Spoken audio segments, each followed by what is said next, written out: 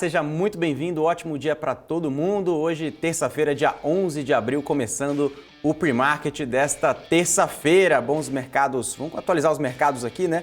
Os índices futuros nos Estados Unidos subindo ligeiramente, somente Nasdaq caindo 0,11%.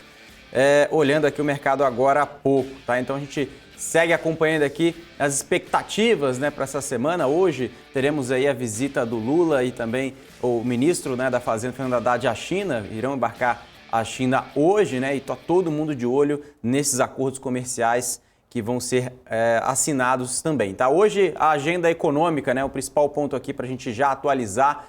Daqui a pouquinho, né, 9 horas da manhã, a gente vai repercutir ao vivo aqui na BMC, no pre-market, o IPCA, né, o índice de inflação ao consumidor aqui no Brasil, né, que tem uma expectativa de uma alta de 0,77% na base mensal e 4,7% na base anual.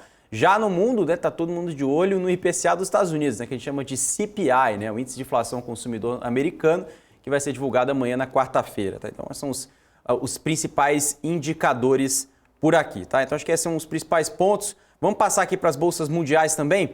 Como que foram, né, o fechamento das bolsas asiáticas. Lembrando, né, que tivemos a divulgação também de dados de inflação na China. Tivemos uma queda também do CPI na China. Eu vou atualizar aqui a todos vocês a queda do CPI. Deixa eu só pegar aqui. Enquanto isso, a gente vai atualizando também em relação... Deixa eu só pegar aqui como foi o CPI da China para todo mundo aqui, tá? O CPI da China, né, a gente vê ali uma queda em relação... Né, quando a gente pega aqui, CPI da China, tá? Uma alta de 0,7%, o mercado esperava 0,9%, então, ou seja, abaixo da expectativa. Então, ou seja, essa alta de 0,7% representa a maior queda desde, né, de um ano e meio atrás. E o PPI, que é o índice de inflação ao produtor, teve uma queda de 2,5%, o mercado esperava, né, bem em linha com a expectativa, esperava, né, bem dentro dessa linha. E essa queda do PPI, a gente está falando de uma queda maior dos últimos 3 anos. Tá? Então isso pode estimular o quê? O Banco Central, né, chinês cortar juros e estimular cada vez mais a economia chinesa. Com isso, o minério de ferro subindo de novo, né, subindo 1,53%, 116 dólares a tonelada. Ontem também subiu, mas antes disso tivemos 7 dias seguidos de queda do minério de ferro. Isso pode, novamente, hoje ajudar a própria Vale e as empresas siderúrgicas. Tá? Então, vamos lá, na China, como eu falei que eu ia atualizar para todos vocês aqui. Xangai caiu 0,05%, praticamente em linha. Nikkei no Japão subiu 1,5%. Hang Seng, que é Hong Kong, né, subiu 0,76%. Coreia do Sul subiu 1,42%. E já na Austrália, subindo 1,26%. Tá? Vamos para a Europa. A Europa, aqui, só para a gente terminar aqui. Europa subindo 0,41%, Alemanha subindo 0,59%, CAC na França subindo 0,81%, Itália subindo 0,68%. E nas commodities, né, eu atualizei o minério de ferro, mas eu não falei do petróleo, né? O petróleo Brent agora sendo negociado, deixa eu atualizar aqui nesse exato momento para vocês, o petróleo Brent sendo negociado com uma leve queda, estava caindo mais um pouco ao longo da manhã, mas agora vem recuperando. Petróleo Brent caindo 0,14%, 84 dólares e 6 cents. Tá? Então, os principais panoramas de mercado nas primeiras horas da manhã em relação aos mercados mundiais. Tá? Nós já temos o Guga aqui, o Bochá. Vamos chamar aqui o Guga e também o Eduardo Bochá para a gente começar a comentar aqui dos mercados mundiais. Guga, seja muito bem-vindo. Ótimo dia para você, Bochá. Ótimo dia.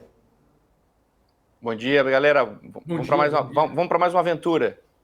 Vamos lá. Todo dia, sempre um tema diferente, né? Hoje o tema é inflação, né? Aqui no Brasil e quarta-feira, amanhã, nos Estados Unidos, né? Vamos começar pelo Guga aqui. Guga, ótimo dia para você.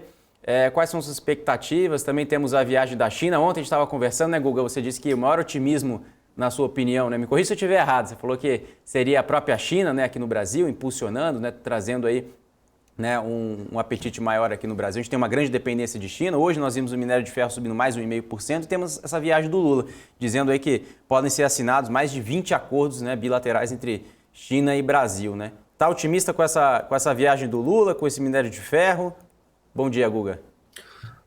Bom dia, bom dia. Não é uma questão de ser otimista, tá, Alex? É muito mais uma leitura assim, o que é que pode destravar... Posso ler o livro amarelo de Samael Alueora Negócios Editorial com recurso... Alexa do Guga tá ligado. Pau aqui.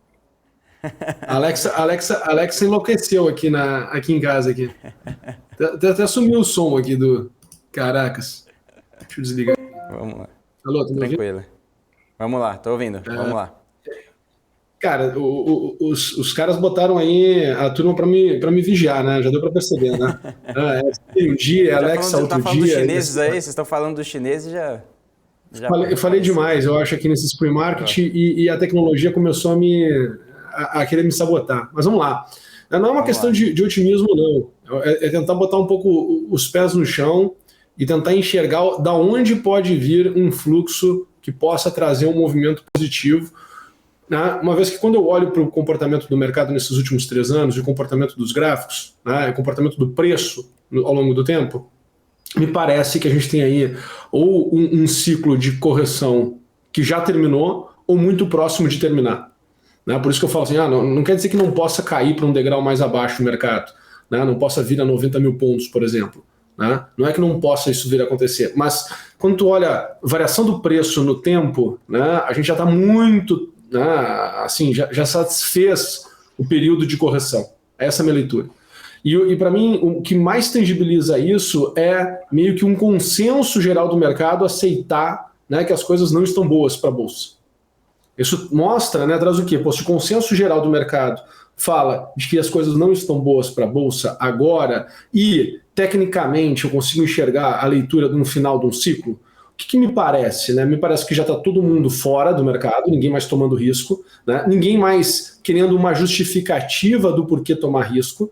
Né? Por isso todo mundo, o consenso está falando que as coisas estão difíceis, né? E assim por diante. E aí me mostra que, se o mercado cair, ele não tem de quem puxar stop, né? Não tem como trazer um fluxo novo e mais intenso de venda. E aí o que eu começo a fazer? Né? Traçar potenciais cenários. Né? Potenciais cenários. E dentro desse potencial cenário, um cenário que eu vejo que começa a ter uma narrativa nova e, querendo ou não, vai ter um movimento, né, de interesse, porque, querendo ou não, as pessoas se movimentam por interesse.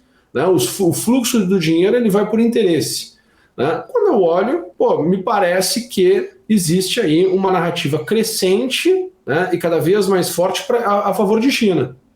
E se a gente volta um pouco no tempo, a gente volta para o início do ano passado, né, onde a gente teve ali um movimento, né, da invasão da Rússia em cima da Ucrânia, né, todos os processos de sanções. Se a gente volta ali e pega as notícias e o que se falava naquele momento, né, era uma mudança, né, da soberania mundial, aí, da superpotência Estados Unidos mudando para uma superpotência chinesa. Só que, cara, como tudo, as narrativas elas vão se perdendo muito rápido ao longo do tempo, né? Ainda mais quando a gente fala de mercado financeiro. Então eu estou traçando esse cenário, estou acompanhando esse cenário, pode ser que não se concretize, né? Mas eu estou rastreando, estou buscando aqui algo que possa justificar, né, a percepção de que me parece que a gente está muito próximo ou já terminou um ciclo de correção e agora a gente tem um espaço aí para 2, 3 anos, quem sabe, aí, de um movimento mais positivo na Bolsa e pode vir a surpreender e muitos participantes do mercado.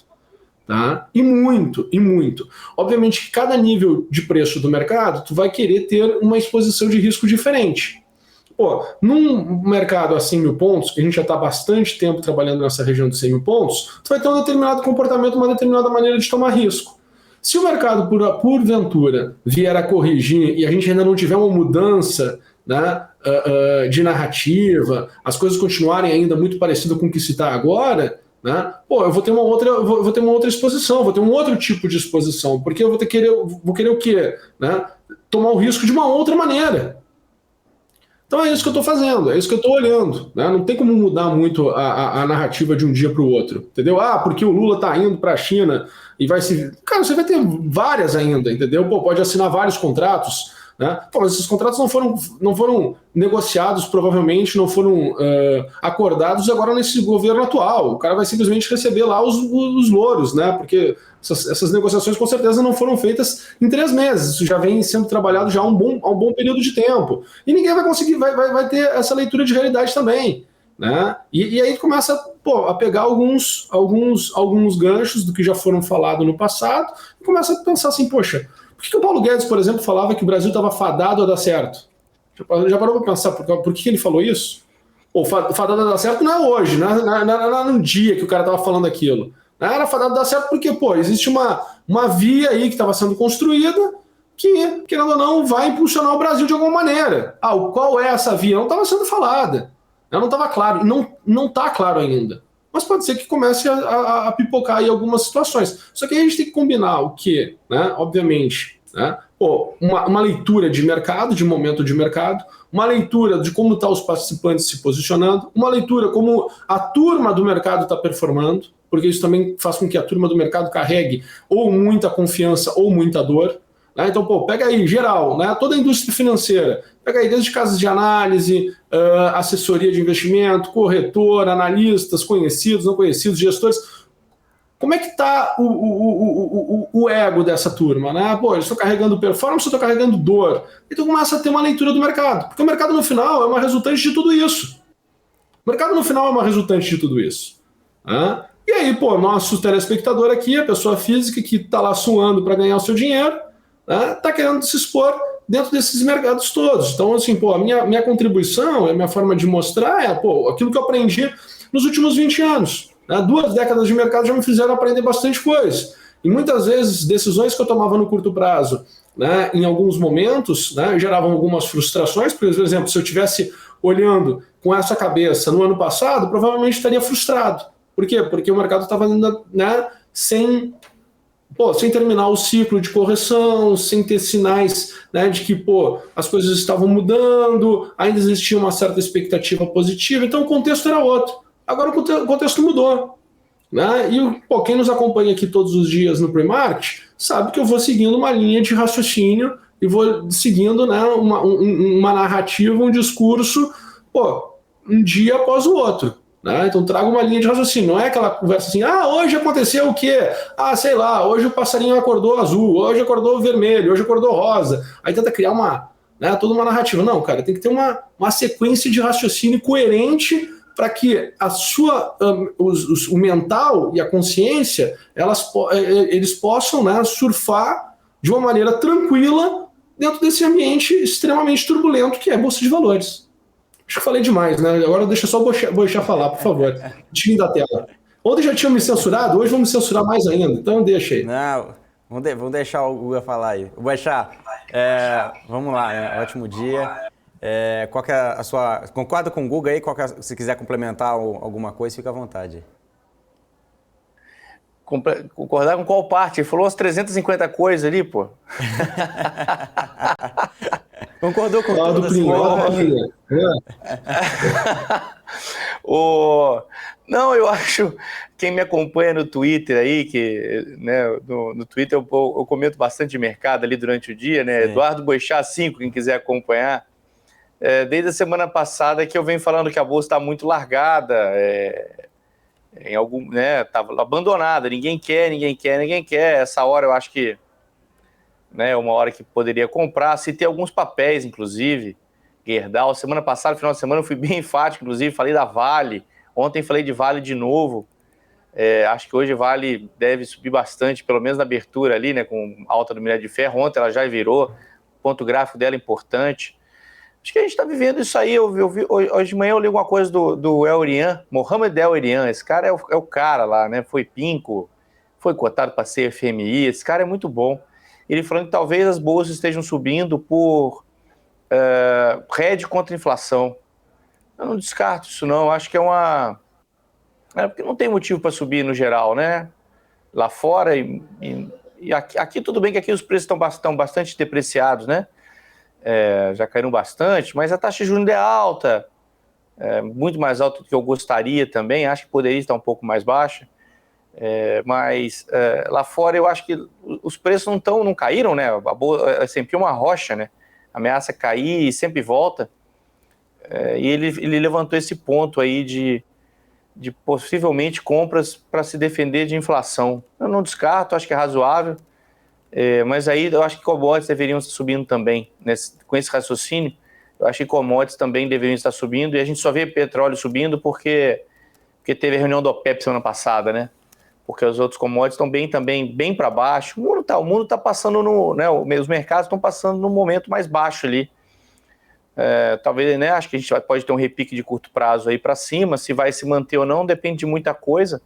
Mas a gente que é trader vive do curto prazo, né? Então, se nesse momento está subindo, vamos com a onda, né? Vamos junto com a turma que está comprando. Exatamente. Boechat, que você falou em relação à questão do momento da Bolsa, foi que o Guga também comentou. Nesses momentos, né, eu queria a sua opinião, Boechat, nesse momento que a Bolsa fica lateral, né, não traz uma direção, né, o Guga mesmo diz, eu também concordo com você, Guga, né, a gente não tem força compradora, isso é muito óbvio, isso, né, como você disse ontem, né, o óbvio precisa ser dito, né, mas em relação a esses pontos, a gente não tem nenhuma direção, nem para cima nem para baixo, a gente fica ali, não sabe se vamos para 80, 90 mil pontos, também se vamos para 120 mil pontos. Nisso, surgem algumas oportunidades táticas, né? Táticas que eu digo, me corrija se estiver errado, Boechat, alguns setores, né? O que pode beneficiar, você falou, por exemplo, de minério, mas a gente não consegue ter um pensamento, isso é uma pergunta, a gente não consegue ter um pensamento mais estrutural de bolsa por causa do custo de oportunidade. O que seria de fato o entrave para o investidor voltar, além, claro, das taxas de juros no mundo inteiro, Brasil, enfim, nos Estados Unidos, mas o que realmente pode fazer voltar o investidor, não estruturalmente, mas de forma um pouco mais, né, marginal aqui para a nossa bolsa em relação às bolsas globais, né? Porque muita gente compara assim, mas o Brasil ele é o melhor dos pares, né, comparado aos emerging markets, né? Aqui a gente tem o agro vai crescer, safra recorde, nós temos aqui, vamos beneficiar do crescimento da China, né? Por que não a gente podemos dizer aí que o Brasil pode se beneficiar nesse ano, talvez, falando economicamente, não financeiramente, digo dos mercados financeiros, mas falando da economia em relação aos nossos pares, né? Isso poderia ter um racional de investidor, não só estrangeiro, mas local, ser um pouco mais otimista para o Brasil? Acho que tem vários motivos aí, né? Acho que principalmente juros, né? Eu não tenho nenhuma posição em bolsa há 2 anos, né? Quem me acompanha aí sabe que eu não falo para comprar bolsa, né? Vamos ficar comprado em 1 ano de bolsa, 2 anos de bolsa. Eu não falo isso já tem algum tempo. Acho que mais de 2 anos, desde que o momento de juros começou, né? Quando começa o movimento de juros, ele não é, né, em 1 mês você resolve o problema, né? Ele é um movimento grande, e a partir desse momento, meio, todos, né? É um movimento mais longo, e os valuation das empresas, eles são todos revistos, né? Por melhor que seja o negócio, num cenário de juro mais alto, as empresas têm muito mais custo financeiro, né? Por melhor que seja o negócio, elas vão passar por um momento, no mínimo, de estabilidade de lucro, né? As empresas deixam de bombar, né? Então, nesse momento, o mercado refaz conta, fica de fora, espera passar. Essa é a verdade. Então, o papel do governo nesse momento seria de dar confiança e previsibilidade nas contas públicas. Essa é a única coisa que o governo deveria fazer, né? Deveria focar o tempo inteiro, né? Se eu fosse governo, se eu tivesse lá com a caneta na mão, o que eu faria 100% do tempo? Galera, otimizar o dinheiro público que eu estou arrecadando. Eu tenho que fazer mais com o real. A gente faz isso na nossa vida, né? A gente faz isso todo dia na nossa vida pessoal. As empresas fazem isso na sua vida diariamente também, na sua vida jurídica, né? Né? As empresas todas otimizam o dinheiro que elas têm. Por que o governo não faz isso, né? E não tem nem essa discussão, que eu acho que é o pior de tudo. Não existe essa discussão de melhorar os gastos, né? Até no governo passado tinha, mas os políticos não têm interesse em otimizar gastos, porque eles querem o dinheiro para eles poderem gastar nas bases eleitorais deles, para eles se perpetuarem no poder. É isso, né? Esse é o jogo da democracia, do jeito que ela existe hoje. Então, os governos, né, o Estado brasileiro não se preocupa em otimizar o gasto. Se acontecer, por exemplo, a discussão no arcabouço fiscal agora que a gente está tendo, né, o acerto fiscal não vai ser pela conta de gasto, vai ser pela conta de receita. Né? Todo dia você tem algum novo setor, algum novo produto, alguma nova área que o governo descobriu ali que ele quer taxar. O jogo eletrônico, apostas esportivas, tem que ser taxado? Pô, óbvio que tem que ser taxado apostas esportivas. Né? Mas pega dinheiro deles, né? Já que vocês vão, né? A previsão é 10 bi a mais ali com eles, né? 8 a 10 bi em apostas esportivas. Diminui 8, 10 bi em outros lugares da economia, né? Pessoal, estou arrecadando aqui, o resto aqui do pessoal que estava pagando, não precisa mais pagar esse tanto não, vou diminuir um pouquinho. Né? Ontem saiu o IPVA de avião e embarcação. IPVA, tem uma quantidade de gente que trabalha com barco, vai pagar IPVA de barco, né? Pescador, tem um monte de gente que trabalha com isso. Como é que vai ser esse negócio? Isso aí será que não gera inflação na frente? Porque isso aí vai para preço depois. Né? Avião, pô, as companhias aéreas, passagem de avião tá caro pra caramba. Será que isso vai ser isentado? Como é que vai ser essas regras? Então tem muito balão de ensaio que o governo vai jogando e em todos os balões de ensaio são aumento de imposto, né?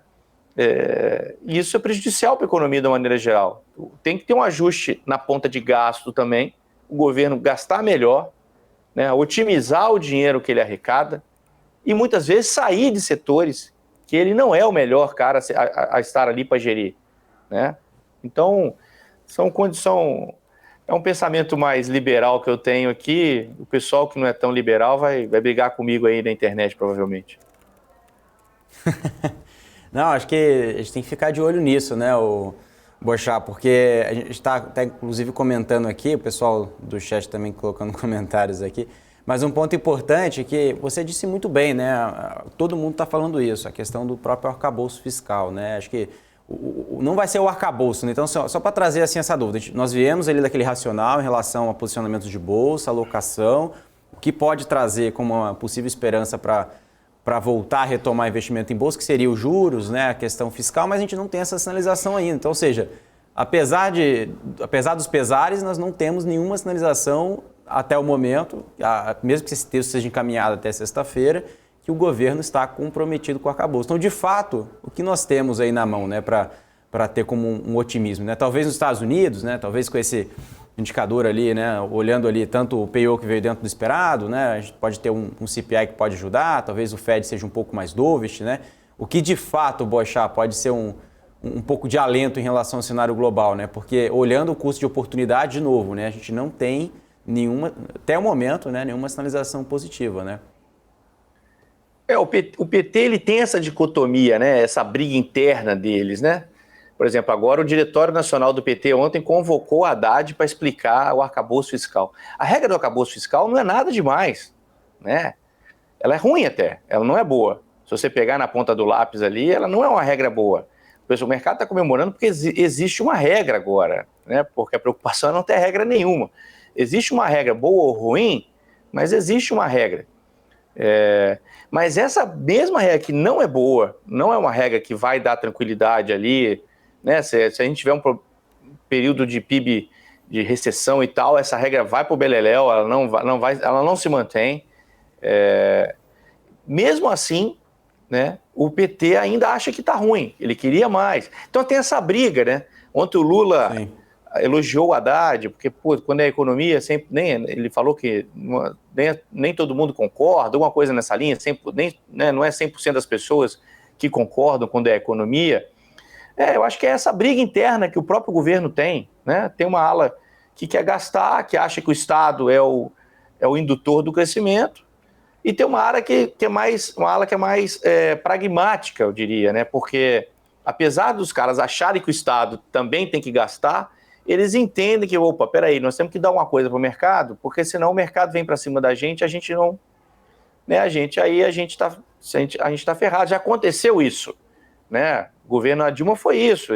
O governo tentou fazer coisas fora da ortodoxia do mercado e deu no que deu, né? PIB negativo 2 anos, né? Maior recessão da história do Brasil fora de tempo de guerra, né? Nem a pandemia foi tão ruim. Então, você tem essa briga interna dentro do governo e do partido do governo, né? Então a gente vai ver isso, cara, durante o tempo todo, durante os 4 anos de governo do PT até o final, a gente vai ver isso todo dia. Essa briga interna, né, os caras vacilando ali, ou concorda, não concorda, sempre tem uma crítica, sabe? A Glaze sempre faz uma crítica, o Lindbergh Farias falou que é um pacto com o demônio, ou seja, tem sempre alguém ali dentro que é contra o que está rolando. E isso, obviamente, o mercado aprende a lidar com esses ruídos, né? Exatamente, Boechat. Ô Guga, eu quero falar de uma outra coisa com você, que é um tema que você que entende muito essa questão, né, a cabeça, a mente dos participantes de mercado, todo esse enredo que cerca, é a questão do Bitcoin, né? O Bitcoin que passou aí dos $30 mil. Eu não queria só falar do Bitcoin específico, mas o que de fato traz um apetite a risco a Bitcoin e não, por exemplo, a própria Bolsa Americana e os investidores recorrem ao Bitcoin, né? O que de fato traz isso? Porque esse 30 mil dólares, esse marco aí, a gente está falando desde junho de 2022, né, que não víamos aí esse patamar, né? E o que de fato pode trazer aí como uma leitura de mercado, Guga, na sua opinião? Conforme vai passando o tempo, né, e Bitcoin vai ganhando cada vez mais participação do mercado, né, acaba que ele começa a ganhar um pouco na cabeça das pessoas aquela propriedade mesmo de proteção. Né? Se a gente for olhar o próprio ouro, né, passando também os 20 mil dólares lá, os 2 mil dólares, né, o ouro passou. 2 mil dólares, o Bitcoin estava a 16 mil dólares, né? Não podemos esquecer que já andou lá acima de 60 mil dólares, ele estava com 1/4 do valor que ele já tinha chego. Né? Então, por exemplo, o mercado ele foi indo para o ouro, foi ganhando, né, essa corrida aí de proteção aí em relação a uma incerteza. Né? Então, quando a gente fala assim a gente olha assim para o patamar que estavam os ativos, né, há alguns meses atrás, e a gente começa a olhar, né, o comportamento deles, né, o que o Boixá comentou ali antes, né, que existe uma corrida, né, e um reposicionamento nos ativos, né, até mesmo buscando essa proteção em relação à inflação. Mas a gente se esquece que há 2 meses atrás estavam num patamar mais abaixo. Né? Só que conforme o ativo começa a subir, começa a melhorar, as pessoas começam a voltar. Puxa, olha só, isso aqui está performando mais do que a renda fixa. Né? Porque Bitcoin já subiu, quando bater 32 vai ter feito mal de 100%. Vai ter subido 100%. E as pessoas vão começar a olhar, caramba, subiu 100%? Sim, subiu 100%. Ah, mas ele estava a 16 mil dólares. Sim, subiu 100%, não voltou ainda nem na máxima histórica, está abaixo de 50% da máxima histórica, porém no relativo já subiu 100%. E aí é aquele pensamento, né, de janela de oportunidade que tu tem em cada um dos momentos. A gente gosta a grande maioria das pessoas, elas só se interessam se está fazendo novas máximas históricas. Né? Se esquecem do meio do caminho ali e dessa questão relativa. Né? Então o Bitcoin está voltando aí para a região dos 30, né? Que é um número... eu achava que voltava, né, para esse patamar de 30, podendo quem sabe bater ali 35, né? E aí a gente volta a ter um certo questionamento, ver como é que ele vai se comportar. Né? Porque se a gente entrar num novo bull market de cripto, né, vamos lá, vai que as coisas começam a piorar bastante, né, existe uma busca aí de proteção à inflação generalizada, né, a gente não pode esquecer que cada ciclo do Bitcoin, né, ele ganha mais participantes do mercado, né? Vai mudando alguma regulamentação daqui, uma regulamentação ali, e o ativo vai sendo uma possibilidade de negociar por mais participantes do mercado. Né? E a gente viu isso, assim, já vem vendo isso já há bastante tempo. Né? Então hoje já muitos fundos podem negociar Bitcoin, né? Muitas instituições podem negociar Bitcoin que antes não podiam negociar, e agora podem. Então tem muito mais potenciais participantes do que tinha anteriormente. Né? Então, por exemplo, e conforme vai passando o tempo, né, aquilo que era uma narrativa e estava muito distante de ser utilizado, né, começa a ganhar força, a ser cada vez mais... aceito, e daqui a pouco há uma transformação e esse rally pode levar mesmo para um patamar ainda mais alto. Tá? Então, tudo é uma questão de momento. A gente vinha aos pouquinhos falando aqui no pre-market já sobre o Bitcoin, né? E até um dos comentários era que 2023 poderia ser um ano bem bom para as criptomoedas, né? E está sendo, né, para Bitcoin, né? Está sendo bem bom aí até o momento. Né? Claro que tem muita gente que poderia levantar a bandeira, principalmente aqui no Brasil, que está carregando uma certa dor, né? Porque daqui a pouco está mal posicionado e tudo mais, então carrega um pouco de rancor.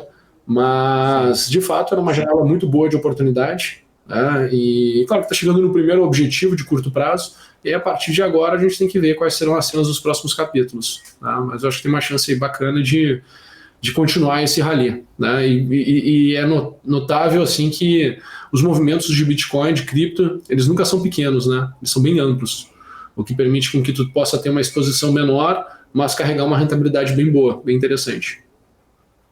É isso aí, Guga. Só para atualizar aqui todo mundo, o Bitcoin subindo mais de 6%, acima dos 30 mil dólares, e o Ethereum também muito importante, subindo mais de 3% a 1.916 dólares, tá? Só para atualizar aqui rapidinho, nós tivemos o IPCA que foi divulgado agora, o IPCA que reportou aí 0,71% no mês de março, né, abaixo das expectativas, que era 0,77%, e também no acumulado de 12 meses ficou em 4,65%, o mercado esperava ali, né, na média, deixa eu só pegar aqui a projeção, 4,70%, então foi 4,65%, o mercado esperava 4,70%, tá? Então já temos aqui os juros futuros abrindo em queda e o dólar caindo 0,22%. Então, eu quero só despedir aqui do Eduardo Boechat, a gente chama para o intervalo, depois eu volto com o Guga aqui para comentar sobre os efeitos aqui do IPCA no mercado. Mas, Eduardo Boechat, muito obrigado pela sua participação de hoje, viu? Valeu, galera. Bom dia, bons negócios para todo mundo aí. Ótimo dia, bom prêmio. Valeu. Até mais. Então, a gente volta daqui a pouquinho no intervalo para falar um pouquinho mais sobre o IPCA, os impactos no mercado.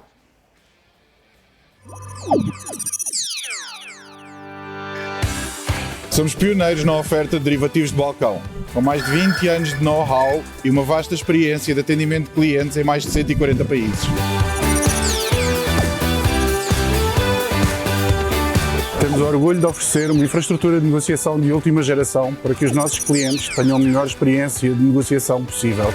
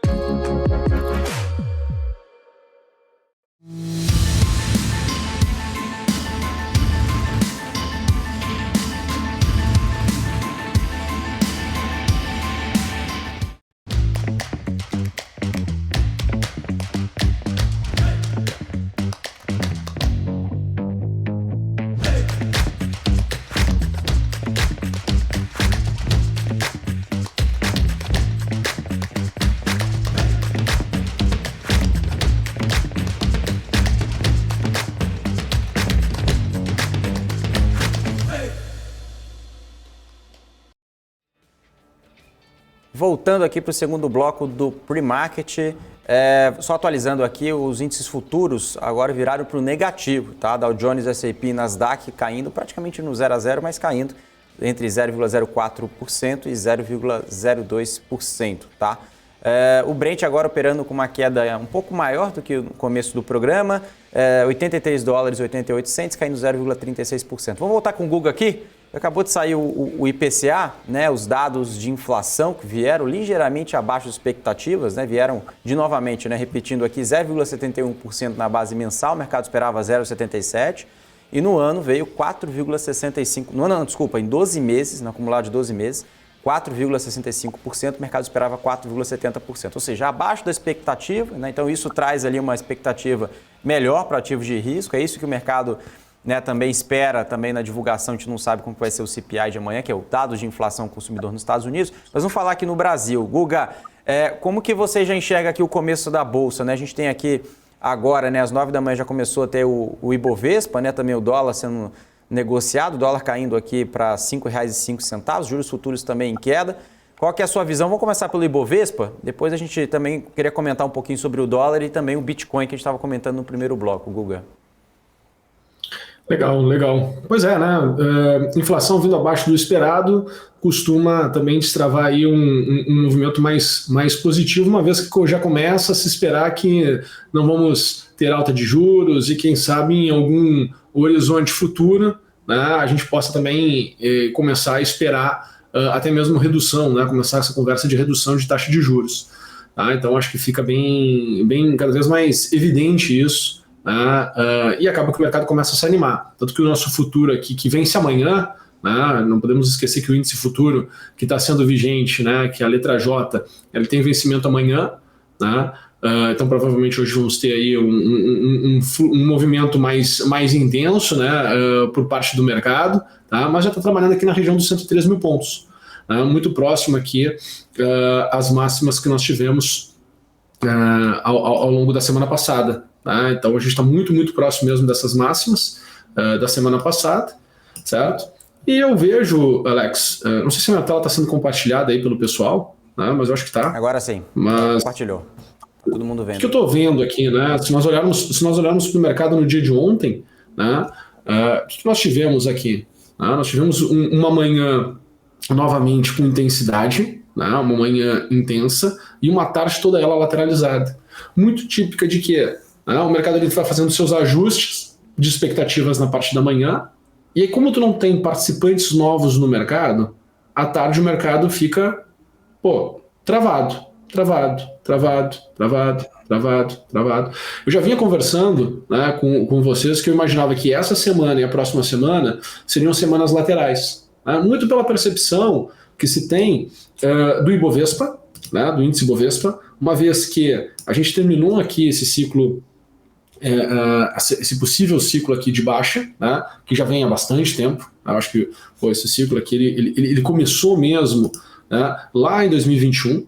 Tá? Então acho que a gente teve todo esse período aqui de correção. Tá? Então lá desde janeiro de 21 até agora a gente teve aqui um período grande de correção, que eu não sei se a gente vai ter uma última fase aqui, podendo jogar 90 mil pontos, ou já terminou. Né? Então o que está vindo na minha cabeça, minha narrativa é toda essa correção. Só que acontece, né? A gente está tendo aqui, nesse patamar de preço, sinais de melhora, tá? E aí agora é aquela primeira pausa que o mercado faz. Tá? Então por isso que eu acreditava que o mercado ficaria mais travado, mais trancado nessas 2 semanas. Tá? E acredito que tende a continuar. Né? Ou vai, né, se mostrar aqui mais positivo, né, com mais força compradora. Vamos ver, né, a partir de agora o que vai acontecer. Tá? Mas aqui para essa abertura que a gente está tendo aqui hoje, tá? Que dá para a gente fazer aqui de projeção, olhar, né, para onde o mercado ele pode se movimentar. Tá? A expectativa que eu tenho aqui de alta é que a gente possa chegar ali até os 103, 450, né, 460. Eu acho que esse aqui é um número que, se a gente chegar ali, acho que está bem esticado para essa abertura de mercado hoje. Né? A gente está olhando aí os futuros lá fora, né? O S&P e o Dow Jones praticamente no 0 a 0, o Nasdaq subindo, caindo um pouco mais, né? 0,2, mas nada que não possa inverter rapidamente. Tá? Então, eu acredito assim, que esse 113.500 aqui, 450 é um bom topo, né, para essa manhã do dia de hoje. Tá? Se por acaso o mercado chegar lá, dá para negociar para voltar ali a 102.770. Tá? Para poder buscar uma oportunidade de compra, o que a gente precisa? Né? A gente precisa ir de uma janela de ajuste, uma janela de correção um pouquinho maior. Né? Por enquanto, o mercado está apontando para cima. Tá? Ele está apontando para cima e tem muito espaço para poder melhorar. Quando a gente olha principalmente para commodity, né? O Boixá estava falando ali para nós antes, né? Sobre Vale e Gerdau. Né? Vale, Gerdau, Petrobras, tudo tem espaço para poder entrar aí num ralizinho de alta aí de uma semana, um mês, né, tranquilamente, tem espaço para isso. Tá? E aí jogaria o nosso mercado para um patamar um pouco mais acima. Tá? Então, assim, apesar de ter, né, a gente já está subindo, né, a gente no intraday tem que esperar esses períodos de correção. Infelizmente, os períodos de correção estão acontecendo na parte da tarde e eles estão sendo muito longos. Né, o que não traz novamente aquele movimento direcional mais intenso, né, no final do dia, na parte da tarde, porque está faltando participantes no mercado. Todo mundo ainda está com uma narrativa muito pessimista de mercado. Todo mundo, a gente olha aí para as captações das corretoras, né? Está tendo captação de negativa, os fundos estão sofrendo ainda resgate de renda variável, né? Então, assim, querendo ou não, quando a gente olha para o resultado do IPCA, né, vai estimular também todo o mercado de assessoria, né, a falar sobre, para os investidores começarem a tomar posições pré-fixadas. Então, o mindset das pessoas ainda está, né, focado na questão da renda fixa. Né, e de pegar essa oportunidade da renda fixa, garantir, né, essa oportunidade da renda fixa, né, porque se o IPCA está vindo abaixo do esperado, logo, né, o pessoal vai construir todo aquele discurso, daquela narrativa que é muito coerente, né, faz total sentido, né, e aí a cabeça das pessoas ainda vai estar para essa direção. Então eu continuo não vendo um grande fluxo. Né. Se a gente for voltar um pouquinho no tempo e olhar para a Bolsa, né, e a alta da Bolsa, que nós tivemos lá em 2016, não consigo, deixa eu mudar aqui o tempo gráfico, botar aqui uma semana, se a gente volta aqui para 2016, né? E olha, tudo que a gente teve aqui de oscilação, né? Pô, Bolsa em 2016 chegou a bater 36 mil pontos, né? Só que as pessoas só começaram a olhar para a Bolsa mesmo, a pessoa física só começou a olhar para a Bolsa com mais força lá em 2018. Em 2018, né, a gente já estava com a Bolsa 82 mil pontos. Então a Bolsa já tinha subido mais de 100%, quando as pessoas começaram a falar de Bolsa. Né? Então, primeiro, infelizmente, para ter essa mudança da cabeça das pessoas físicas, primeiro o mercado ele tem que se provar no tempo. Né? Então, por isso que eu digo, né, eu acho que as pessoas só vão olhar para a Bolsa de novo quando o mercado estiver lá né, fazendo novas máximas históricas, algo do lá tipo. Lá nos 120 mil pontos. Mas, né, eu acho que a gente teria que fazer nova máxima histórica para o pessoal poder voltar a olhar, né? E aí, uma vez que a gente começou o ano perto dos 100 mil pontos, seria legal porque a gente já estaria ali com, se Bolsa chegar a fazer novas máximas históricas, a gente já estaria com acumulado de 30%. E aí o pessoal iria comparar, né, pô, quanto a renda fixa e a renda variável tá entregando e falaria, puxa, a renda variável realmente volta e volta com muita força, e o pessoal volta a ter um estímulo a querer tomar Bolsa, né? Mas, enfim, né, tem muita água para rolar ainda, tá? Então é isso que eu estou enxergando aqui para amanhã de hoje, nessa terça-feira aqui. Se a gente bater aqui esse 103,450, acho que a gente encontra aqui um topo, pelo menos de curtíssimo prazo, para essa manhã do dia de hoje. Legal. O Guga, eu vou até pedir para o pessoal do chat, né? O Helder já mandou aqui a sugestão de um ativo para você analisar. Eu também entro com um comentário aqui. Mas eu vou pedir para o pessoal que quiser que o Guga comente aqui algum ativo, coloca no chat aqui, que eu estou observando, mas só vale colocar o ativo no chat para quem já deu o like para a gente aqui no YouTube, tá? Então eu estou acompanhando aqui os likes, temos 500 likes já deu? Nos assistindo e 197 likes, Guga. Pô, a gente tem que terminar aqui pelo menos aí, vamos lá. Qual que é a nossa meta de hoje? Vou ser mais conservador, 250 likes. Tá, vai, uma banda entre 250 e 300, vai. 300 tem que penar pro positivo, entendeu? Se a gente não penar pro positivo, não tem graça. Né? Ficar ali no 50% ainda tudo pode. Você tem que empurrar pro lado positivo para ganhar tá fácil. ganhar uma inércia. 538 pessoas e... Aí, ó, 199 likes, vamos lá. Ô Guga, vamos lá então. O Eldo tá pedindo aqui Taesa, né? Para você analisar, TAEE11, né? A Taesa, inclusive, qual que é a notícia, né? Foi divulgado semana passada, inclusive até essa semana, que foi uma grande repercussão, que a Taesa poderia fazer uma oferta de ações para captar entre 1,5 a 2 bilhões de reais. Isso trouxe um aspecto negativo para a ação. Por quê? Porque ela distribuiu muito dividendo e agora ela quer pegar, né, o recurso do acionista para quê? Para ela entrar, né, nesses leilões de energia, né, de transmissão de energia que está previsto para bater recorde no Brasil nesse ano no montante de 50 bilhões de reais. Nunca visto na história do país o tamanho aí desses leilões que vão ser feitos nesse ano. E essa mensagem, que inclusive não foi a Taesa, foi o próprio Brasil Journal que deu essa notícia, a Taesa veio ontem ao mercado desmentindo, dizendo que não tem nenhum comunicado formal em relação à captação de recursos no mercado, que ela está avaliando, enfim, mas não tem nada. Isso foi divulgado ontem à noite, a resposta da Taesa ao mercado. Então, e o papel vem caindo desde então. Guga, qual que é a sua visão aí sobre o ativo? Muito boa a narrativa, não tem nenhuma declaração formal. Não negou que não tem intenção. Não tem intenção, exatamente. Não tem intenção. Né? Essa é clássica. Essa é clássica, mas ótimo, né? Vamos lá. Pô, Taesa super validada aí por parte dos analistas fundamentalistas, né? O pessoal adora ela como boa pagadora de dividendo. Tô certo ou tô errado, Alex? Tá certo, vai me ajudando aqui. Cara, eu só tomo decisão, eu não tenho informação. Eu só tomo decisão, mas não tenho informação. Minha expertise é tomar decisão e perguntar para quem sabe. Né? Eu tenho que estar com pessoas cada vez, né, muito mais inteligentes do que eu. Então, eu faço a parte burra, que é decidir. Mas, olhando assim para o movimento da Taesa, tá, acho que a gente tem duas situações aqui, tá, que eu acho que é importante. Né? Eu acho que o dia de hoje, o dia de amanhã, são meio que decisivos aqui para o curto prazo, para o comportamento que a gente vai ter do mercado aqui no curto prazo.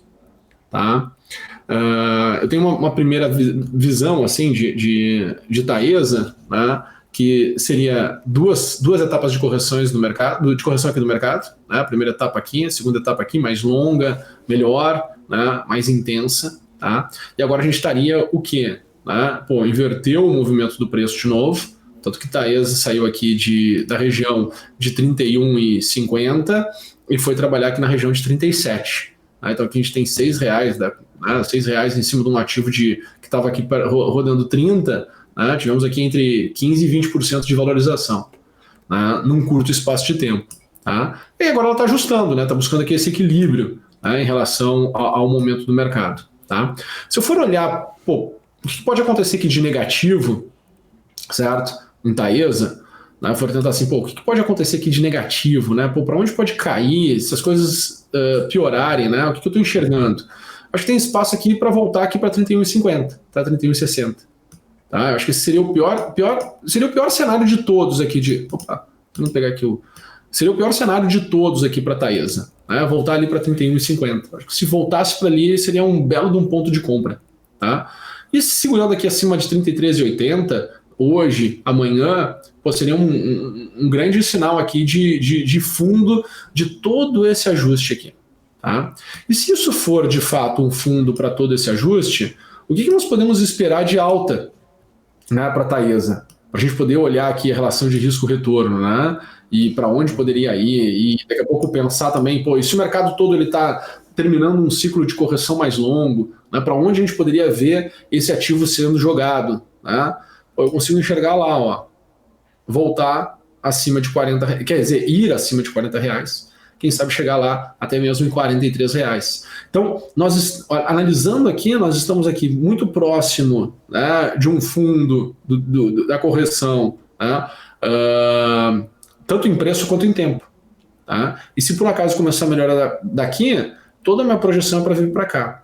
E aí a pergunta é, qual é a exposição financeira que vai se colocar, né, nesse determinado ativo? Aí tem que ver o quanto cada um quer realizar de rentabilidade caso esse movimento venha acontecer.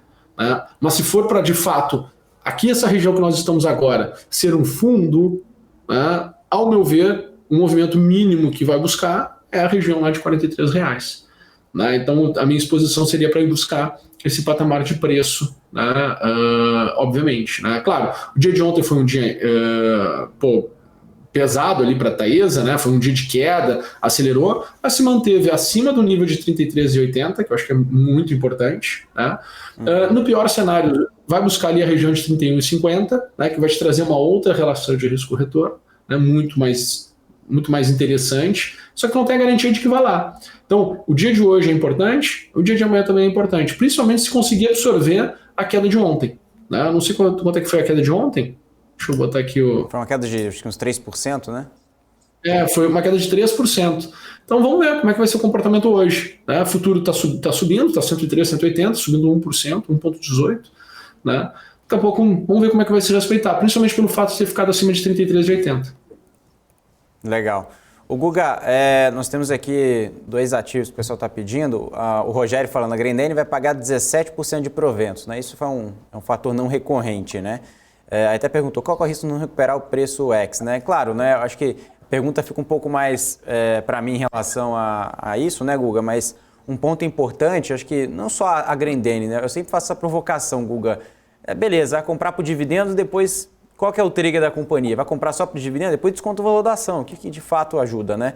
Então é uma crítica no bom sentido em relação a isso. Não que eu seja contra, né, a minha opinião sobre dividendos. Eu gosto muito da estratégia de dividendos, mas essa distribuição, o que realmente vai trazer, além dessa distribuição, de destravar valor para acionista? É uma provocação que eu trago aqui, o Rogério.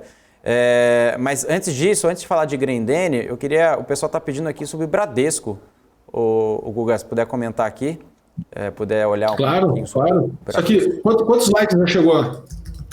Estamos em 263, falta pouco, já passamos de 250. Não, falta... Só um pouquinho, não, 250 não é número, cara, é 300, 264, né? Quem não 264 agora, hein? Vamos jogar uma praga aqui, cara. Temos 5 quem não deu ainda. like ainda, quem não deu like ainda está escutando, né? E tá de beicinho, beicinho é que tá de manha, né? Eu nem falo pro meu filho. Tá de manha, não vou dar like porque não gosto. Então por que tá assistindo, né? Se não gosta, não tá nem assistindo. Meu chefe tá me obrigando. Pô, aí é tortura, né? Meu vídeo amanhã cedo é tortura. Então dá um like. Nem que seja de raiva, mas dá um like. Tá indo. Vamos lá, tá indo, Bradescão. 272, vamos lá. Vamos lá, eu sei. Deixa eu terminar, né? Senão vai ser amaldiçoado. Né? Hoje vai ter um dia estranho aí no mercado. Termina aí. Não deu like de birra, vai atrair coisas negativas. Cara, vamos para Bradesco aqui. Tá? Vamos lá. Vamos olhar aqui para Bradesco. Tá? Então, aqui a gente consegue enxergar até mais claro, né, todo o processo de correção de 3 anos de mercado, desde o período da pandemia. Tá? E aí, se a gente for olhar para todos os movimentos de queda, tá? Quando o mercado começa a acumular, é sinal de que ele tende a entrar num momento de alta novamente. Tá? E um momento de alta, um momento de queda, quer dizer o seguinte, né? O que tu tinha no momento anterior? Tu tinha um movimento de alta. Tá? Então, o mercado, quando ele lateraliza ou cai, é um momento de queda.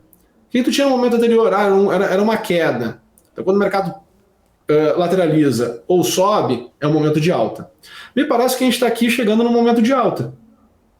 Tá? Mesmo se nós tivermos uma queda agora de curto prazo, eu acredito que vai ser muito rápido. Ela acelera e volta muito rápido. Tá? Ela aceleraria para baixo, mas voltaria muito rápido. Tá? E aí esse voltar aqui do Bradesco é porque a minha percepção de que a gente está chegando aqui num fundo é muito forte. Tá? Então, o que poderia acontecer na continuidade do movimento de queda? Né? Para onde poderia ir o mercado? Para a gente olhar primeiro o pior cenário aqui de Bradesco. Né? Qual seria o pior cenário aqui de Bradesco? Tá? Agora no curto prazo. Para mim, o pior cenário de Bradesco agora no curto prazo, ok? Eu estou recebendo uns direct aqui no Instagram, o pessoal está perguntando que níveis são esses, que preços, de onde eu tiro esses preços? Focando aqui um monte de mensagem aqui no meu Instagram aqui. O pessoal já decorou o Instagram aqui do Guga, né? Vamos lá, né? O meu pior cenário seria vir para 11,70, tá? R$11,70. Cara, quando tu olha para R$13 e falar de 11,70, não é uma queda pequena, né? Não é uma queda pequena, tá? Mas pensa no todo, né? Volta aqui e olha para tudo isso, tá? E olha a projeção. Eu peguei um pequeno movimento do mercado, fiz a projeção que ele me mostra, baseado na volatilidade desse momento que está. Né? Então, olhando para a volatilidade deste momento, eu faço a projeção do mercado para esse momento e depois eu afasto, para tentar ver assim, dentro dessa história toda, como é que o mercado vai enxergar se por acaso for para esse pior cenário. E aí o pior cenário de Bradesco está aqui, ó, né? 11,70. Né? Que quando a gente volta aqui no tempo, vem para trás, é muito próximo das mínimas lá de 2020. Muito próximo das mínimas lá de 2020, lá no olho do furacão, quando todo mundo falava, poxa, pessoal, tá tão irracional que, eu tenho que comprar. Eu me lembro de várias lives aí de gestores, né, falando isso, tá tão irracional que eu me sinto obrigado a comprar. Tá bom, beleza. Mas, vamos lá, e se as coisas começarem a melhorar, para onde vão? Né, para onde vão? Para onde tende aí Bradesco? Né, para onde tende aí o primeiro movimento de Bradesco? Né? Que eu enxergo aqui. Se as coisas melhorarem, volta para cá, ó. R$15, R$16,60. Pelo menos. Isso aqui é o primeiro movimento. Tá? Depois a gente entra numa outra frequência, numa outra história. Mas pelo menos volta ali para R$15, R$16,60. O que tem que se perguntar nesse momento? A relação de risco-retorno. Né? Por exemplo, assim, quanto vale eu tomar de posição agora? Porque eu tenho falado aqui no Primarket para vocês que, eu me sinto confortável a carregar, começar a comprar e carregar os ativos agora, nesses patamares de preço. Né? Porém, se o mercado por um acaso escorregar e for para um degrau abaixo, eu só não quero ativo, eu quero já começar a tomar derivativo. Por quê? Porque aquelas janelas muito únicas que a gente tem de momento de mercado, que o mercado volta muito rápido. Se a gente for olhar aqui para trás, né? Nesse período aqui, a gente saiu aqui de um Bradesco de 11,70, né? E ele foi muito rápido aqui para 16.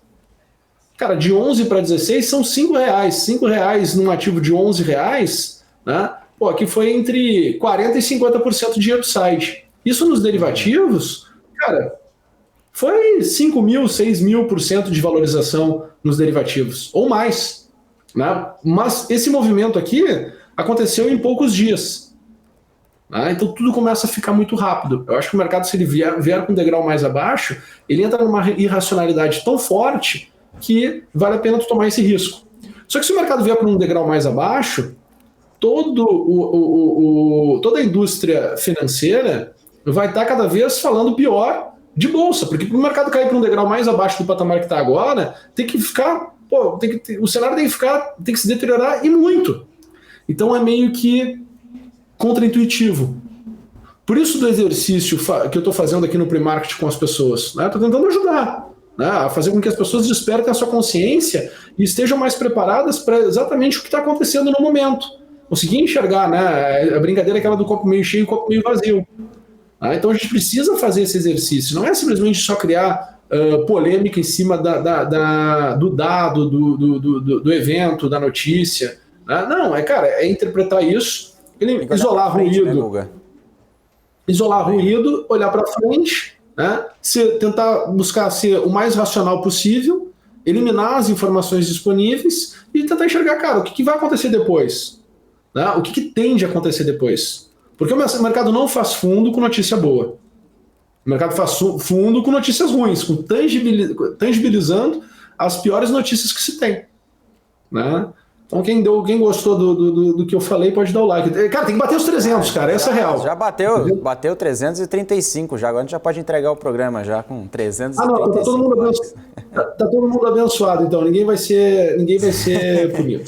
Até os pecadores que não deram like vão ser perdoados, pode ter certeza, Alex André.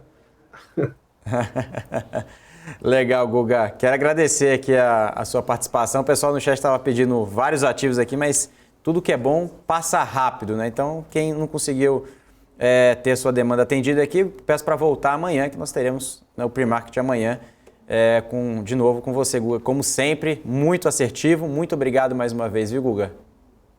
Assertivo vamos ver depois, tá? Depois que o tempo passar. Por enquanto foi só uma análise é uma coisa, o que vai acontecer já é outros 500. Opinião tá assertiva, vai. Obrigado, o histórico joga a meu favor, pelo menos isso. O histórico joga a meu favor, pelo menos isso. Mas o futuro ainda não aconteceu. Valeu, gente. Um grande abraço. Obrigado, Alex. Obrigado, Guga. Grande abraço. Obrigado. É isso aí, Guga Almeida, CEO da Trade Insights, participando aqui no nosso pre-market. Quero agradecer a todo mundo que participou, que deixou o like, né? Batemos nossa meta aqui, 354 likes, mais de 577 pessoas nos assistindo agora, nesse exato momento. Então, quero agradecer a todo mundo e quero despedir também do programa de hoje, nosso pre-market, mas fica ligadinho que agora vai ter a Paula Moraes e Felipe Nascimento com a BMC News, agora 9h30 da manhã. Um grande abraço a todos e até mais.